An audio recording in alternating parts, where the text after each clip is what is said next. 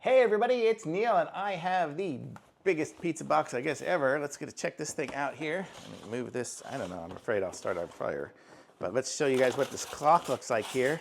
It's a big clock is what it is. So let's see, I'll show you what it looks like. And here's everything out of it. This is the clock and it's like a world. So it's a world clock.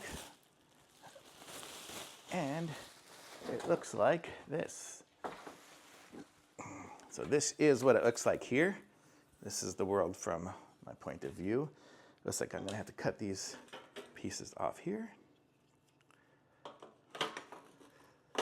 There's one, and two. Okay, so that's cut off. And take off these. Okay, so here we go. So this, oh, that's bent. That's funny. Let's straighten that out as best we can. Okay, might need to fiddle with it slightly a bit more. Okay, so this is it here. It looks like it's like one of those generic movements that takes a AA battery. I have a drawer full of AA batteries. And it goes this way. And then we'll set it. So what time is it now? It's 12:38. So we're at 12:35. What are we at? 35, like maybe like there. So that's about 12:38 right now. So this is what the clock looks like here.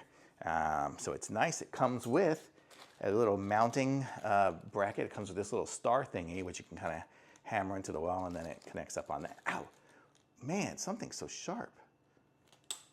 Okay, but whatever it is, so it comes with that, and I can connect it up, or I could just screw it into the wall and hang it on anything else. So how cool is that? Super cool looking clock. It's like the world. Let me put something in front of it so you can see what it looks like without the background. So there, that's what it kind of looks like here. So you can get a look. You got all the different continents and stuff. Here's the USA over here. You know, it's not centered on the USA like a lot of USA maps are, so it's kind of cool. It gives you a world view, which is what I like because I'm a world traveler. So very cool. I like it. So thumbs up for sure.